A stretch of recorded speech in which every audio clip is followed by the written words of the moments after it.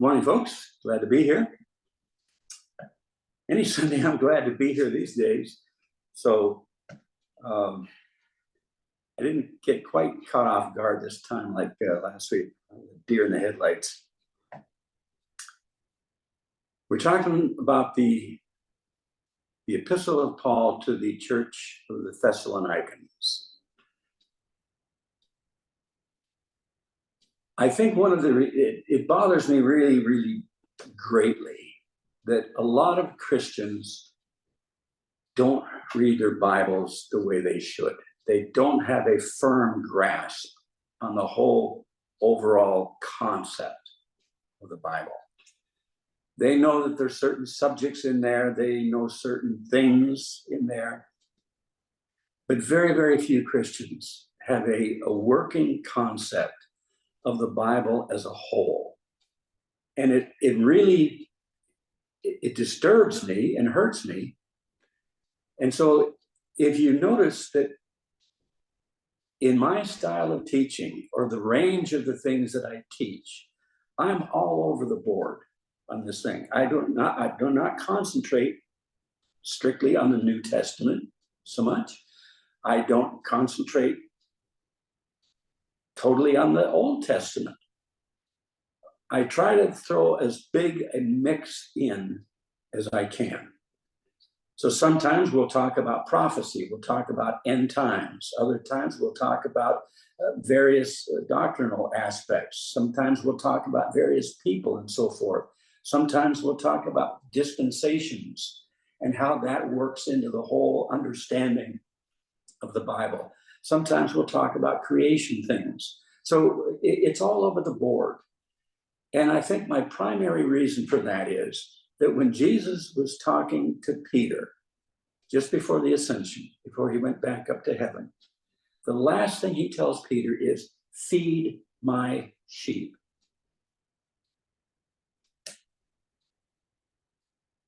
And for some reason, this really, years and years and years ago, this really had an impact on me.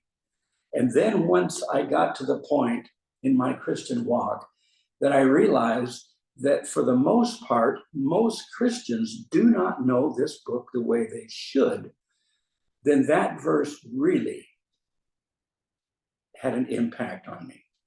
And then when I got to a point that it was my turn now to start to feed people or to teach the Bible and so forth, that concept never left my head. Feed my sheep. Nobody can live on a one-item diet, let's say. To be a vegetarian, okay, that might bring a lot of things to the table, but you miss other things. If you don't eat vegetables and everything's protein and carbohydrates and so forth, that's a bad mix too. It's supposed to be a balanced feeding thing. And so it's always bothered me. And what I want to do today is on this subject of Thessalonica. This was, we mentioned last week, this was the first epistle. Galatians is a 50-50 draw. Whether Galatians or Thessalonians was the first letter that Paul wrote. Be that as it may, it was, either one or two. It is right up there. And he wrote this approximately 20 years after the cross, after Jesus had died. So this is, for Paul, it's basically early in his ministry.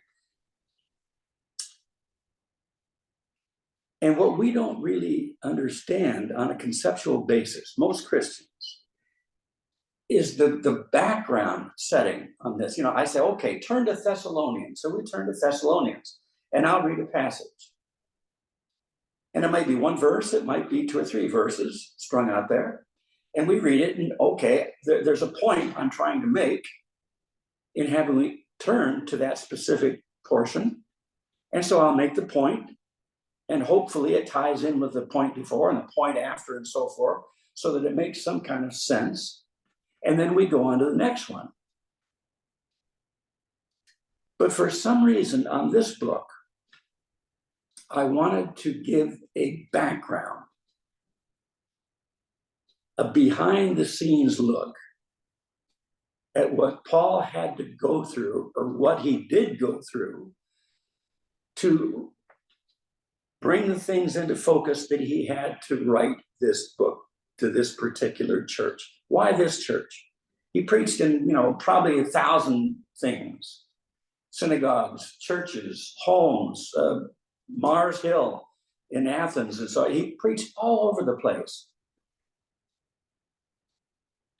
But there were some specific cities, churches within those cities, that he had either started or he was part of starting these things.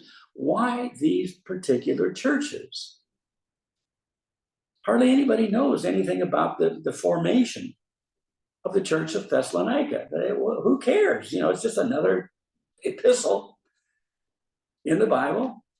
God says some things in there, and some things are written in Thessalonians, and some things are written in Galatians, and some things are written in Revelation. Who cares? And it's the wrong approach, I think.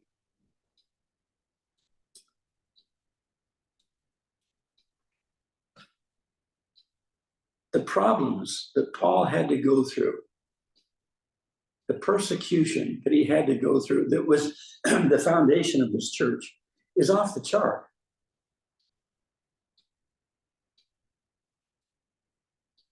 Back in this time, obviously Rome was in control. We noticed last week that Thessalonica is a major city in what today we call, it used to be Greece. All these countries changed so much. First it was Macedonia, then it was Greece, and now we've got Bosnia, we've got Serbia, we've got Croatia, all these different things within that area. So if you're trying to think geographically or ethnically what these people were, then just today, I guess Greek would be close enough.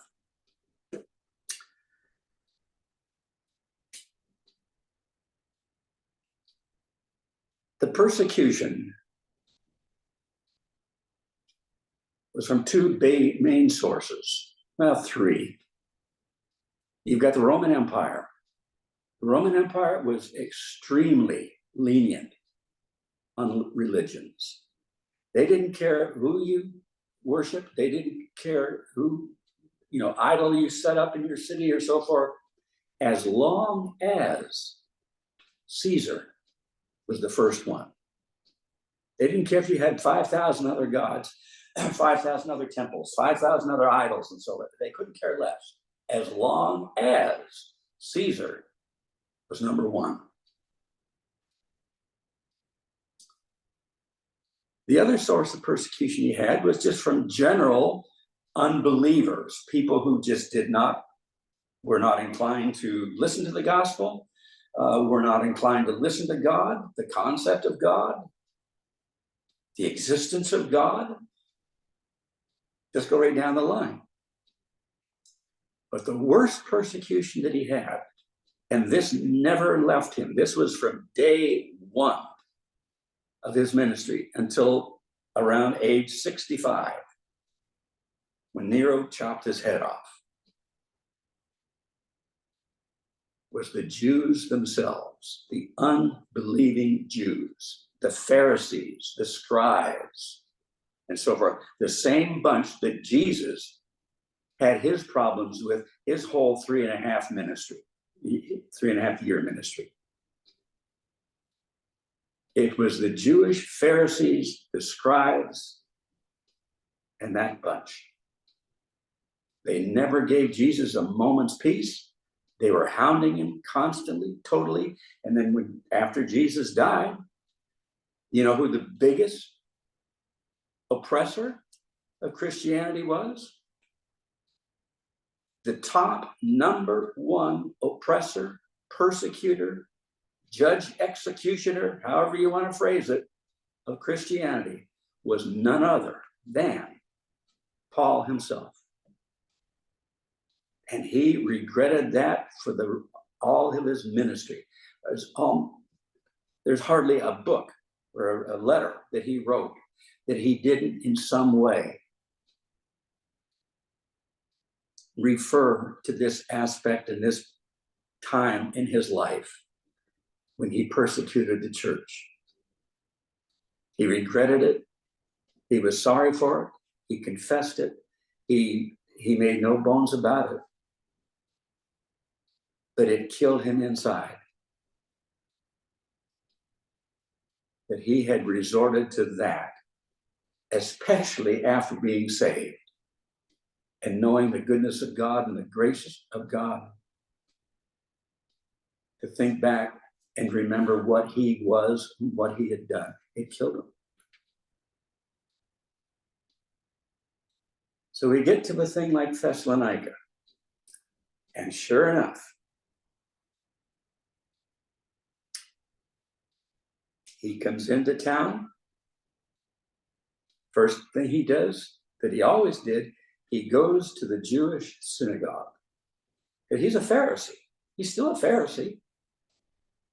He's still in the club, as it were. He was one of the top Pharisees. Of course, he had been ostracized by them. They hated his guts and so forth. But he technically was still a card-carrying Pharisee. He was taught by the top Pharisee of his day, a guy named Gamaliel.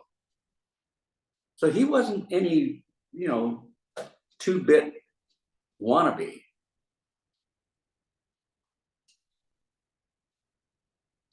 But the Jews hated Paul. When I say Jews, I'm talking about the Pharisaical sect, the scribes and the Pharisees, the Sadducees and so forth, the religious type.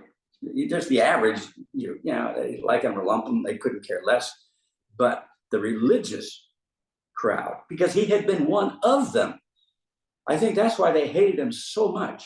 He had been their top gun. And then he had converted to the enemy. He had given his life to Christ. He began to preach the gospel and so forth. He began to call them out, tell them that they needed to be saved. They hated him. And they made no bones about it. Acts chapter 13.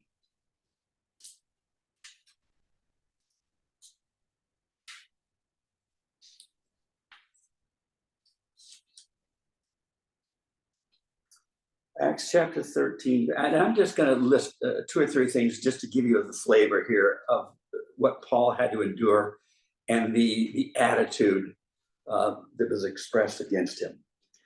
Acts chapter 13, verse 50. But the Jews stirred up the devout and honorable women and the chief men of that city and raised persecution against Paul and Barnabas and expelled them out of their coasts. So Paul and Barnabas, a missionary team, had gone into this particular area. People got all stirred up. They began to cause a ruckus and so forth. And the whole area was turned against Paul and Barnabas. And so they expelled them out of their coasts. So they weren't welcome. Any place he went, basically, he was not welcome. And you've got to understand the mindset that must have set in with Paul.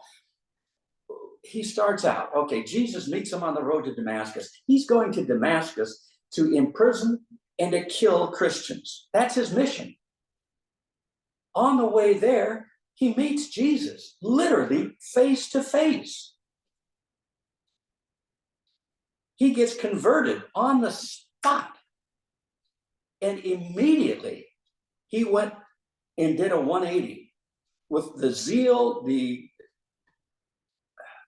pressure, the exuberance, the total mindset, everything that he had against Jesus and Christianity in one brief moment when Jesus meets him on that road, 180-degree turn.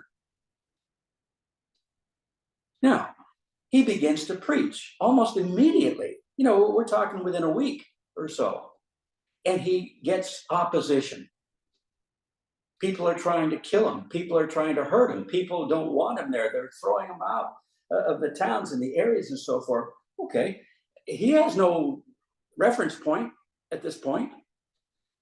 But you got to know that after one or two times, three times, the same pattern, I go into the synagogue or I go into an area, down by the river and start talking to people. And, within a few hours or a day or two, the whole town is against me.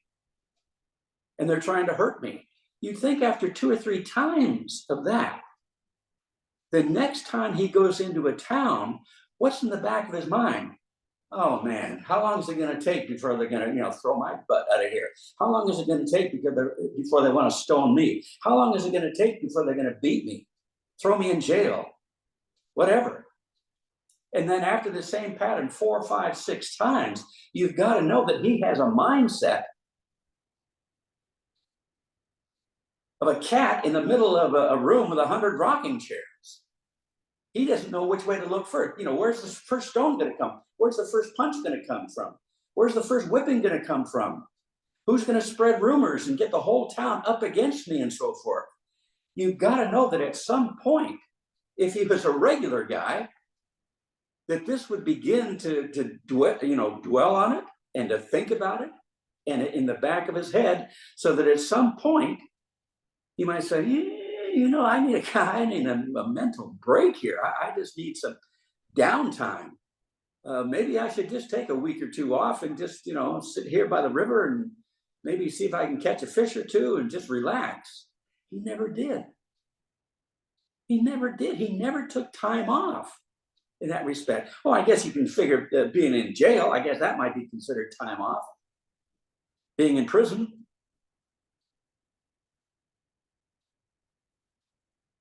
But then he's just sitting in there waiting for his bones to heal. And you know that nobody is setting these things. I mean, if he got a broken arm because somebody, threw him down or punched him or hit him or something, there's no surgeon there, orthopedic surgeon, that's going to fix that arm, put it in a cast and help him out. No, it'll just heal the way it heals. That's why one of the things he did brag about was, hey, you want to compare your zeal for Jesus and compare my zeal for Jesus? You strip your robe down to your waist and we'll start to count scars and we'll count broken bones and we'll count unhealed things, tendons that never healed right, broken bones that weren't set right, the partial crippledness and so forth that he lived with most of his Christian life. He paid a price. And it saddens me and it hurts me and it angers me that a lot of Christians don't understand the background of these letters and so forth that Paul writes. Oh, letter to the Thessalonians, big deal. Well, he did one to the Colossians, he did one to the Ephesians, he did one to the Philippians, he did one to the Romans and so forth. Big deal. It's just another one of a series. But each and every one of them have a story, the likes of which the average Christian in this day and age have no concept of. We have no concept, most of us, of real persecution. Oh, somebody might say something bad about us. Oh, we might not get into the in crowd. They might talk about us behind our back. That's not persecution, folks. We have no concept as a rule. Now, they might in other countries, I know that. But here in America, yet, still, it's not that bad. Acts chapter 9. So these guys, they were trying to throw them out of town. Acts 9.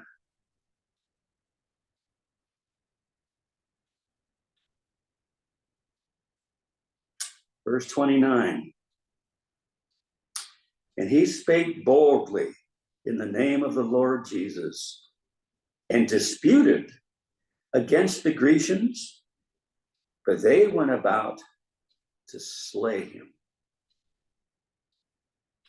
Now, I've been preaching for a long time, I've preached a lot of times on the street.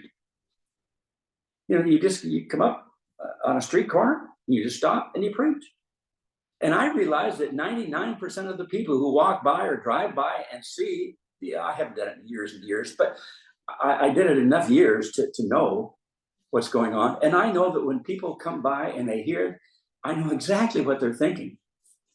This guy's a total idiot. He's making an ass of himself. I mean, and look at this. And it's a mark of ridicule. I get that. I got it then. I've been thrown out of places before. Literally, physically thrown out of places. Not churches, obviously, but I'm talking about street type ministry, where you just go into a store, let's say, or a business, and you just start talking about the Lord or about the Bible or something. I've never been beat up. I've never been stoned. I've never had any bones broken. I've never had any physical type, things happen to me before. I'll guarantee you another thing. I've never had anybody try to kill me either. They were trying to kill Paul. Imagine that, knowing up front that if I go into this town and if I preach the gospel, if I preach Jesus, there is a chance I could get killed. I can't relate to that level. I can relate to a little bit, verbal intimidation, verbal, so forth, and maybe a little pushing or shoving. But the prospect of being killed, I can't get into Paul's head on this thing. And yet he never took time off. He never shied away from his responsibility. He just did it and did it and did it. Acts chapter 14.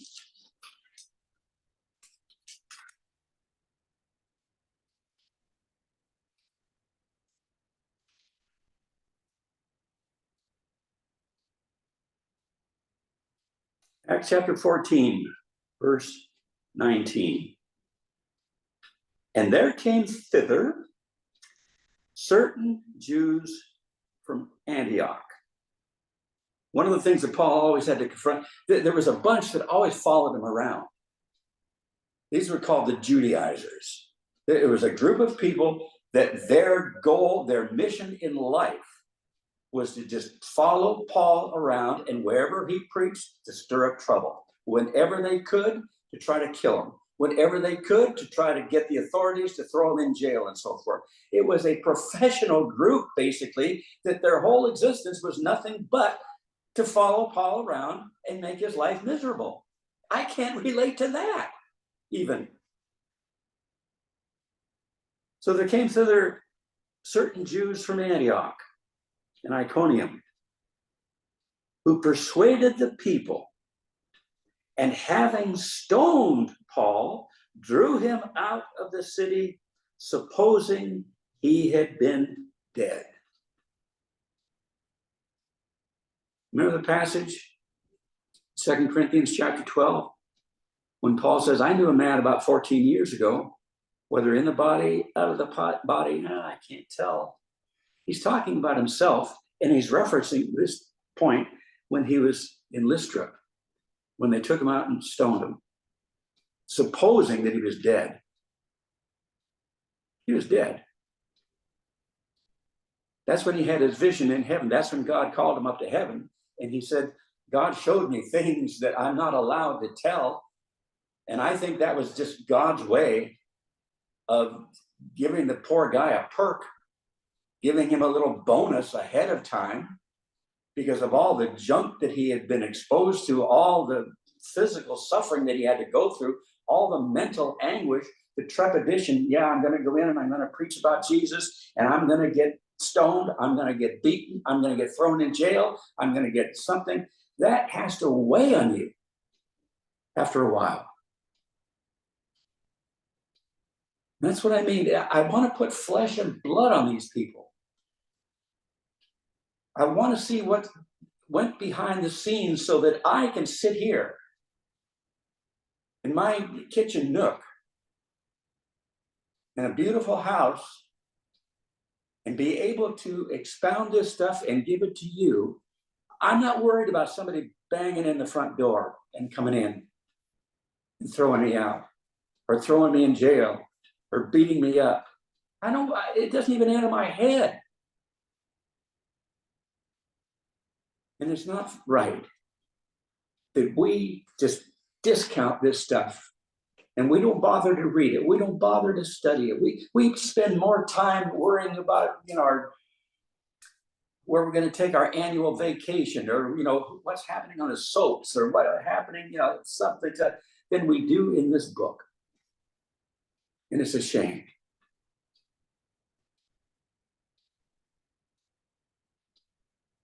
So on Paul's second missionary journey, he had 3 missionary trips. Missionary trip in his day meant his home base was Antioch. So he and a buddy, he always went at least in pairs, if not, more, but it was always in pairs. And they would sail, up to here or there, and go up into Italy or go up into Greece and Macedonia, and just make a circuit and come back to Antioch, give a report to the church, the times that they preached and who they preached to, and how many churches they started, and so forth, and what the results were. And then after a year or two, gather some more money up and so forth, and take another missionary trip. And the missionary trips, they could, be a year, they could be 3 years, 4 years. And then in between each of them could be another year or two, and so forth. So his whole Christian life was consumed in these 3 missionary trips that he took. On the second missionary trip, he and Silas, because he had and Barnabas had a big falling out and so forth, and so they split from each other, and they each took a different partner. So Paul picks a guy named Silas. And this is the same Silas. You remember that in Acts chapter 16, Paul and Silas are preaching.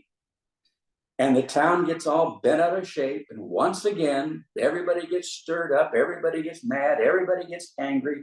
And they grab Paul and Silas and they beat the tar out of them. Just hammer them.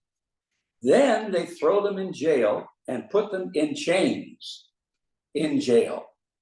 And that's the incident where we read that, in the Sunday school books and so forth, there's Paul and Silas at midnight in the stocks, chained up to the wall, so forth. Nobody tending to their wounds or anything. And they're singing hymns to God. You can imagine what the other prisoners must have thought.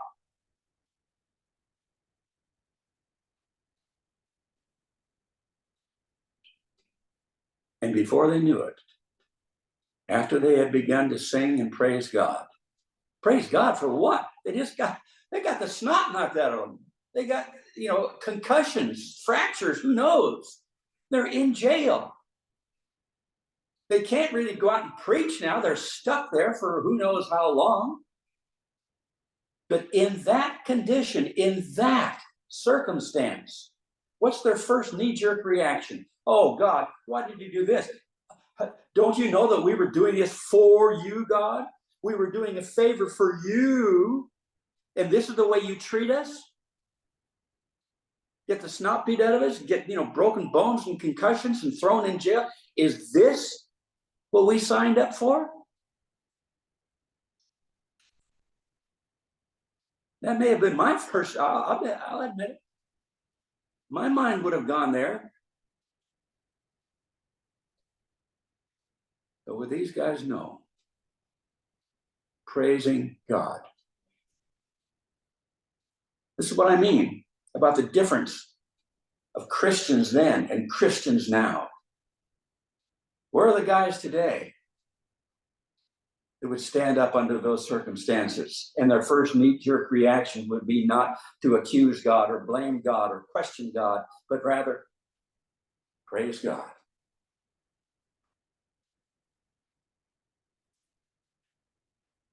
There was an earthquake. The earthquake was so intense that it literally busted the chains off the walls and so forth. It sprang the doors of the cells open. Everybody's free to go.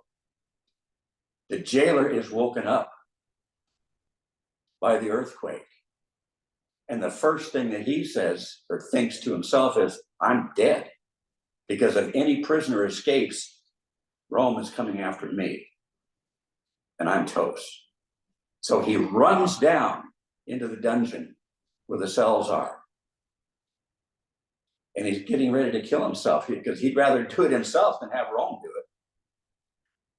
And Paul cries out, don't hurt yourself. We're all here. You're golden here. So he takes Paul and Silas out of the cell, takes them up into his house, dresses their wounds, feeds them, cleans them, and then he says the words, what must I do to be saved? Now you ask yourself a question. Jesus said one time, what should it profit a man if he shall gain the whole world and lose his own soul? So from Jesus' perspective, from Jesus' standpoint, a soul, any soul, every soul is worth more than the combined assets of everything on this planet, including the planet, the real estate, the water rights, the air rights, the whatever, all the wealth that has been accumulated and amassed, squirreled away by every single human being on this planet. Jesus says, what should it profit a man if he should gain the whole world and lose his own soul? Do you think in hindsight that Paul might have had that thought that, hey, I've just led this guy to Jesus. He's going to have an eternity in heaven as a child of God. The suffering that I went through when I came into this town, getting beat up, getting hassled and jostled, getting arrested, being thrown in jail, being chained to the wall. In my mind, Paul is thinking, oh, and the broken bones, the contusions, the lacerations, and so forth. In Paul's world, do you think that he thought that that was worth going through so that this guy could get saved? Paul would do that every day of his life. Every day of his life, he would say, that's a bargain. I'll suffer through whatever I have to suffer through if I can get somebody saved. Where's that in our Christian world today? Where's that level of commitment in our Christian world? You wonder why I keep harping back in Revelation chapter 3. Oh yeah, we're rich. We have need of nothing. The church. Jesus says, thou knowest not that thou art wretched, poor, blind, and naked. It's this kind of dichotomy. It's this kind of before and after. Somebody with a mindset of a Paul, willing to go through, eager to go to the next town and have it done all over again. He never sat back and said, well, I suffered my share. Now it's somebody else's turn to suffer for Jesus. No, he couldn't wait to get to the next place. And knowing what was going to happen, because it happened every single time before. So there's no reason in his mind that he think that it was going to change. He had the same crowd after him. He had the same opposition. He had the same is like a cookie cutter. He knew it was coming, and yet he did it willfully, gladly, because he was doing it for Jesus. And the level of regret that he had of what he did do to Jesus before that. Imagine the things that Paul had to go through. How many people died under Paul's hand? How many people lost their lives because of him? How many families were separated? How many kids went orphaned? And God only knows what happened to these kids, without their moms and dads and so forth in a culture such as this.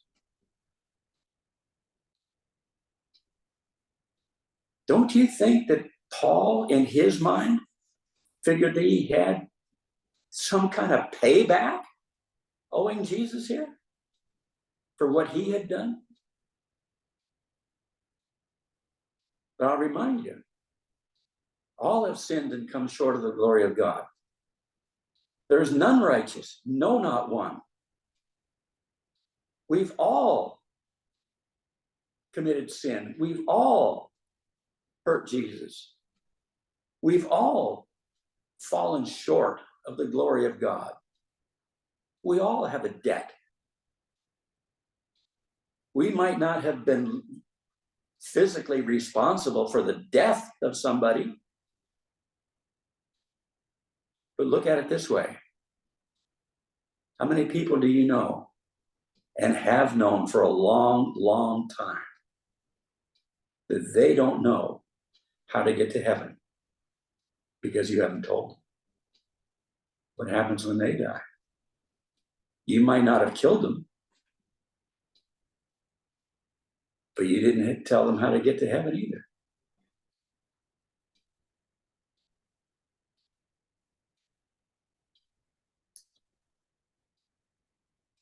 Well, there's a progression here. Paul went to Philippi, him and Silas, got the tar beat at him, get the Philippian jailer saved. And then from there, they go to a town called Thessalonica. And the first thing that they do when they get there, Paul goes to the Jewish synagogue on a Saturday, and he begins to teach in the synagogue. They can't prevent him. I mean, basically, any Jew can go to the synagogue and stand up and speak.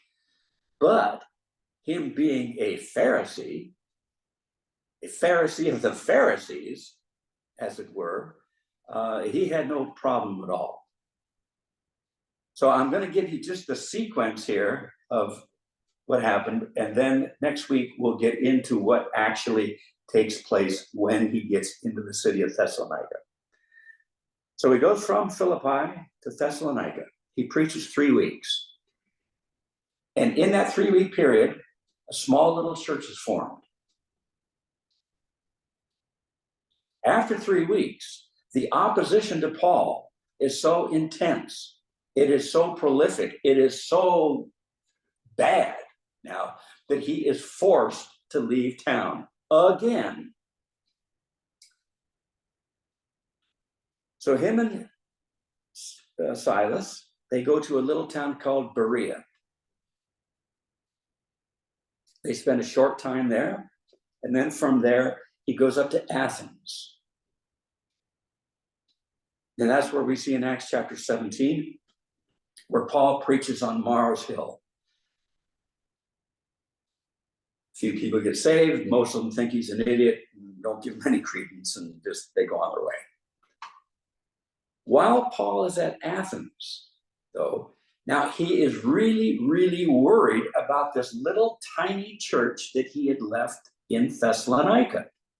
He was only there 3 weeks. I mean, it takes a long time to assemble enough people to, call yourself a church. I don't know, 8, 12, 15 people, whatever there. Or it could have been 30, 40, there could have been 100. We don't know. It doesn't say. But he only had 3 weeks of teaching with them. You don't take an idol worshiper and then 3 weeks later cut them loose as such on your own volition. There's just not enough time. 3 weeks. I mean, good grief, I've been doing this in this church for 20 some years now.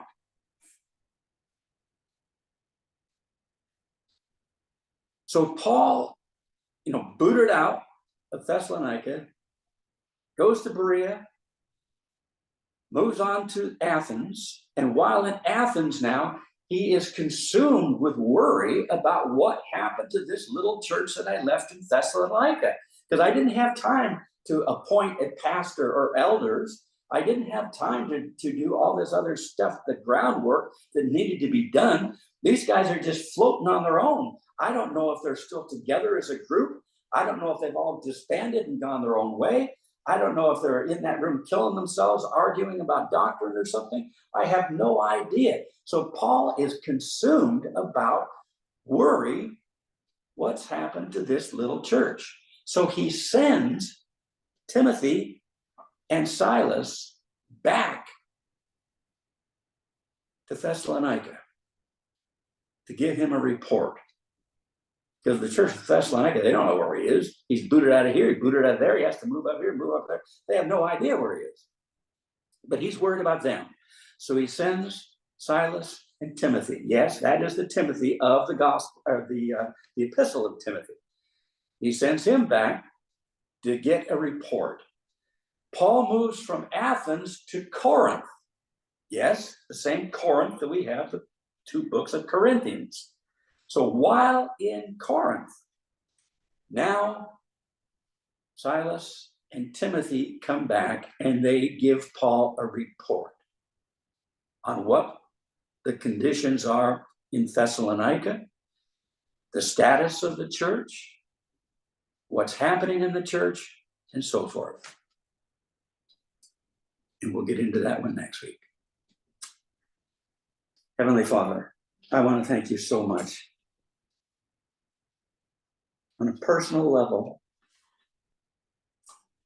that you have given me a desire and a thirst and a hunger to not just read the verses, but to see the blood and the sweat, to see the anguish, the drama that goes on behind these things, because it makes it real to me. And Father, I pray that other Christians would get that same feeling, that same desire to make this book real to them, not just read along with the preacher, turn to such and such and turn to such and such and read it. And hey, I did my Bible thing today. No, Lord, my prayer is that for those that listen to me especially, that they would get that same feeling, that same desire, that same thirst to want to see what's going on behind the scenes. Because then, and only then, do these passages become real. Then and only then do these stories have meaning. The plots, the subplots, the conniving, the behind the scenes thing, the intrigue, the betrayal, the jealousy, all this is what people live for on the soaps. It's the same mentality. But the same things that we are consumed with and addicted to on the soaps, for instance, it's all in this book too. But for some reason, we're just not drawn to the book. So, Father, my prayer today is specifically for the church, the Christians, those who are born again, those who are saved, those who are going to go to heaven, that you would instill in them this desire, this thirst, this hunger, this curiosity as to what is going on behind the scenes. Bless us, Lord. When we hold ourselves up to somebody like an Apostle Paul, oh, good grief. We are so lacking. We are so pathetic. We are so anemic. It's beyond description. I know why. You just want to puke us up, spew us out of your mouth. We're not hot, we're not cold, we're just that indifferent, we just play at Christianity. God forgive us. And God bless us. In Jesus' name.